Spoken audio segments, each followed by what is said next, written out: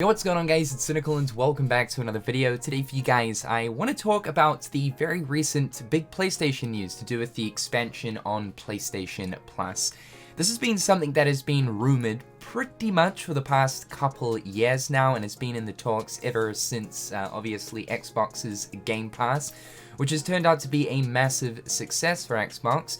Where people can get absolute insane value for their money, essentially giving them a service like Netflix where they pay one monthly fee and they have instant access to a whole library of games. It really is the Netflix of gaming. So for such a long time now, PlayStation have kind of been looking at this in the ways of like, yeah, maybe we should get on board with a service like this, and today, finally, it has been officially unveiled. Now, like I said, for the past couple years, this has sort of been rumored under a code name of Spartacus. And it looks like a lot of these rumors were actually true. The rumors were talking about how classic games will be in this service, along with the fact that there won't actually be like day one PlayStation exclusive games being a part of this service if you are subbed to it, in similar fashion to like Xbox, how they have their Xbox exclusive games available as part of Game Pass as soon as they release. So if you're subbed to Game Pass, then you're going to get access to the latest Forza or the latest Halo.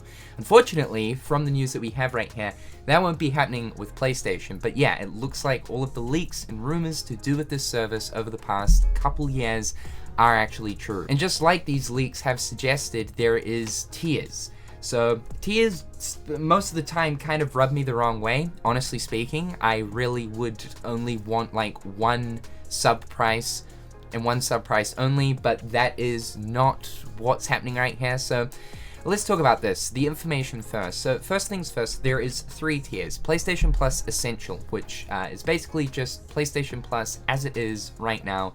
You gain access to 3 free games per month.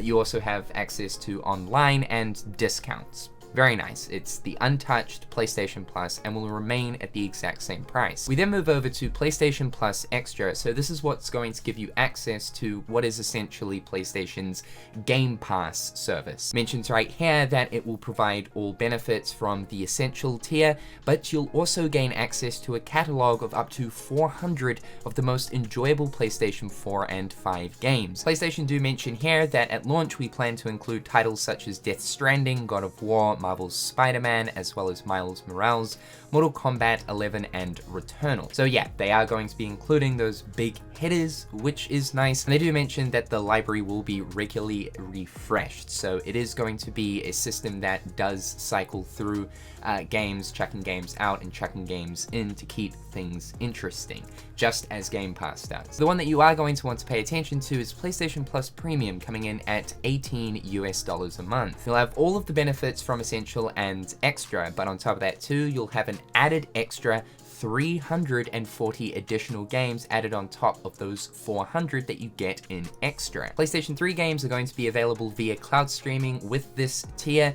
Essentially, PlayStation Now is going to be merging with the PlayStation Plus Premium tier. So no longer will there be such thing as PlayStation Now, it's going to merge with this tier. Doesn't really mean anything for me because there are quite a few countries that do not even have access to PlayStation Now, and honestly, I have no interest in game streaming. But this is the big thing for me personally, and that is a catalog of beloved classic games available in both streaming and download options from the original PlayStation, PS2, and PlayStation Portable generations. So yeah, that's absolutely massive. Though I have to say, it does rub me the wrong way a little bit to know that these classic games are locked behind the highest tier paywall. You know, it wouldn't have been as bad if it was locked behind Extra, but even just the thought of the fact that like you have to be a part of this sub-service in order to get these classic games rather than just having the option to buy some of these classic games individually in similar fashion to the PlayStation 2 on PS4 service that Sony were doing a little while back and then unfortunately kind of discontinued it. It would be nice to just have the straight up option to buy some of these classic games, but I mean, beggars cannot be choosers. I've been asking for more of the PlayStation classic titles from PSP, PS2, and PlayStation 1 to come to current hardware because of the fact that PS2 on PS4 PS4 was treated so poorly. It was an alright catalog, but they really missed out on just so many greats, and it didn't make too much sense. It is a little bit unfortunate that PlayStation 3 games aren't a part of this.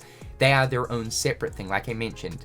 PlayStation now already gives you access to PS3 games via streaming, only streaming. So unfortunately, you will not have the option to download PS3 games. That's only going to be available via cloud streaming.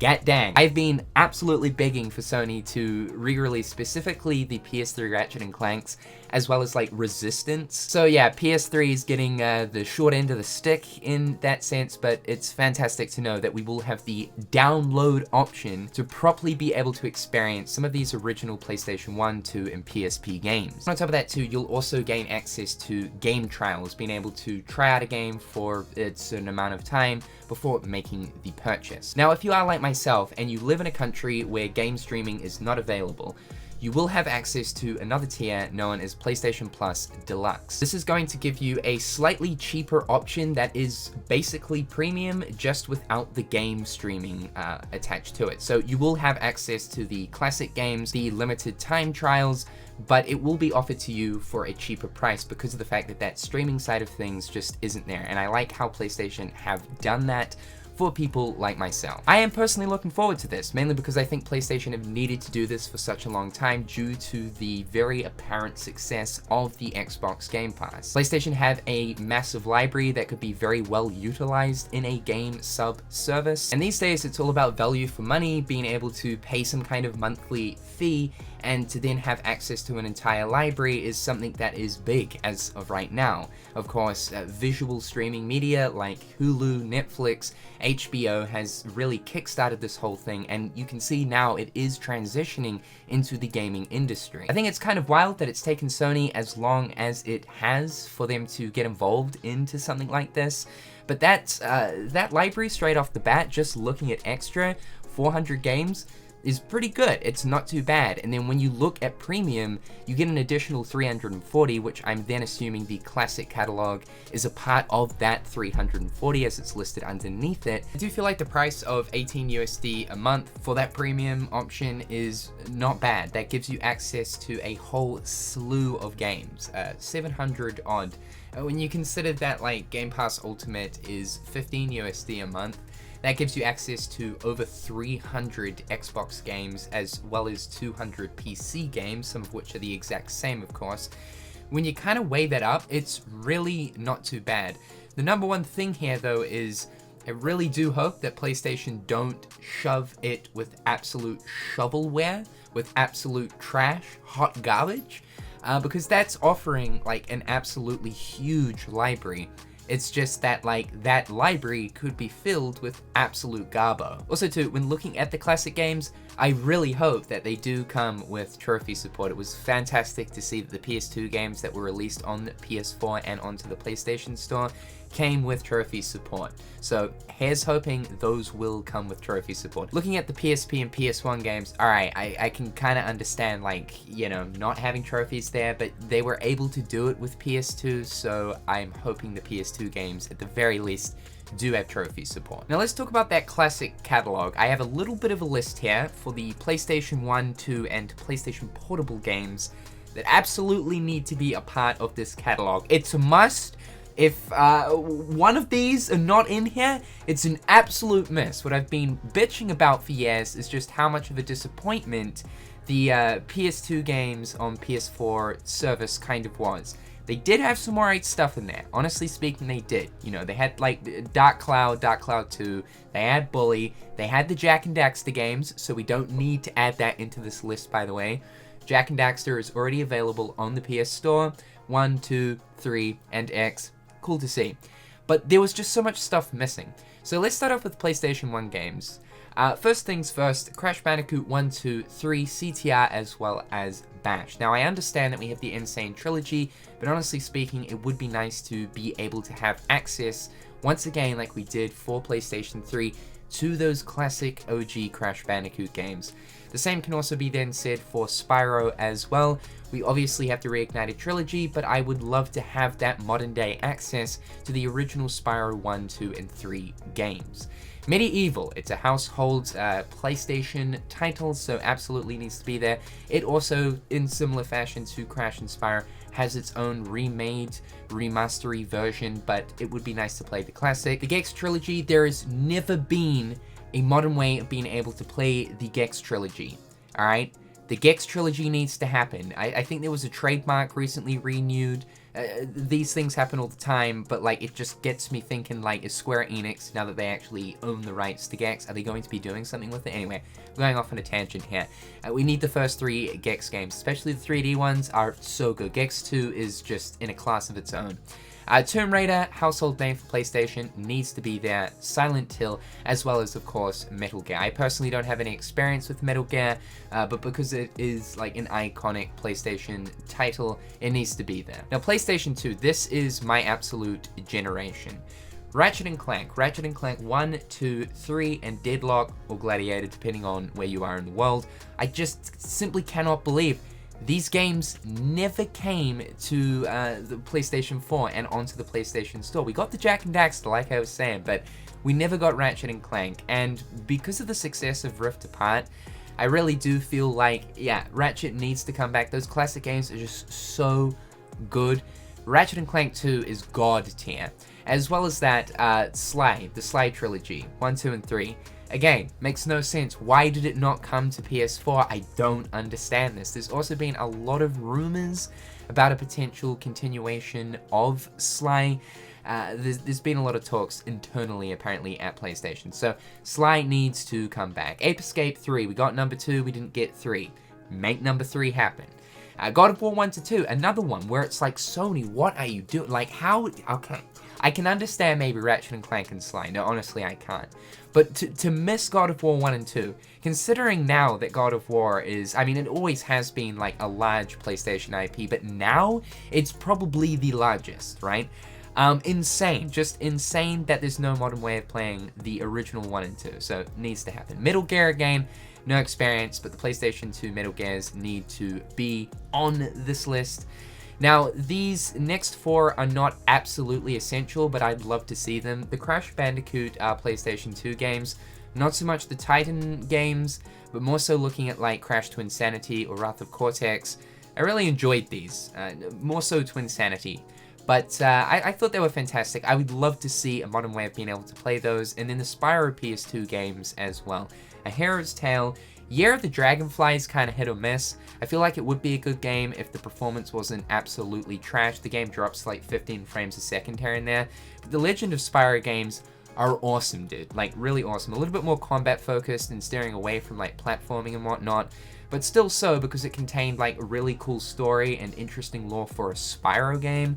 I really enjoyed them. So to see those PS2 Crash and Spyro games would be so top tier. Castlevania Lament of Innocence as well as Curse of Darkness. Don't really care so much for Lament of Innocence, but Curse of Darkness is my all-time favorite Castlevania game. I know the 3D Castlevania games are like very controversial. I don't have a lot of experience with the OG ones, but Curse of Darkness is one of my all-time favorite PS2 games. And Simpsons Hit and Run. It's criminal to think there is no modern way of playing Simpsons Hit and Run.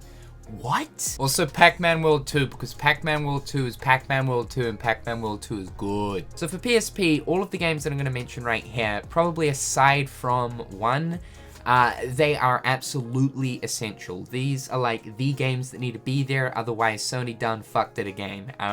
It's going to be a mess if these games are not here. First is Daxter, an absolutely fantastic Jak and Daxter spin-off. I believe it was developed by Ready at Dawn. Yeah, they did a great job with this. It's a game that takes place between Jak 1 and 2 to explain the events of what Daxter was getting up to in that time.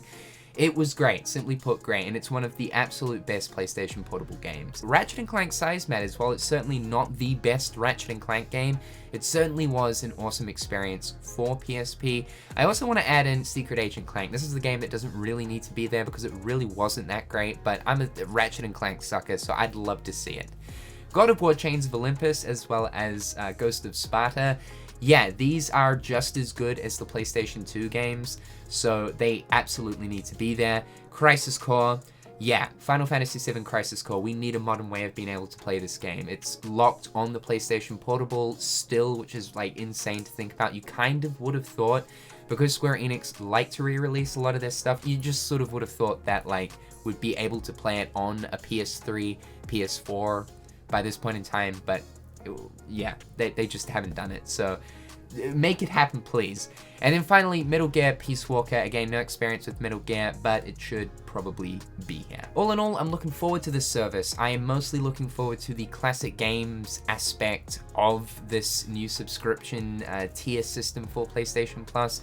But to know that we are going to have access to an absolute thick library of games is quite nice. Let's just hope Sony do it right, add some actual nice quality in there. A little bit disappointing about the day one release thing, but honestly speaking, I don't think it's going to hurt Sony all too much. Their whole thing is talking about how basically it will interrupt the flow of development if we offer these exclusive games day one on release via PlayStation Plus. I can kind of understand that. I understand that Xbox are doing it, and they're doing it pretty well. That's fucking awesome that you get access to brand new Xbox exclusive games day one on the day they release via Game Pass. That's pretty mad, but I'm not too caught up about it. I'm looking forward to seeing exactly how this is going to go. The service will be launching in June, though it will not be releasing absolutely everywhere. Sony say that they're going to be starting off with Asia, United States, and then other regions to follow, but they do aim to have it out in most places by the end of the year. Well, guys, leave your thoughts and opinions in the comment section down below. As always, hopefully you're having a fantastic day. I'm Cynical, and I'll catch you dudes in the next one. Peace.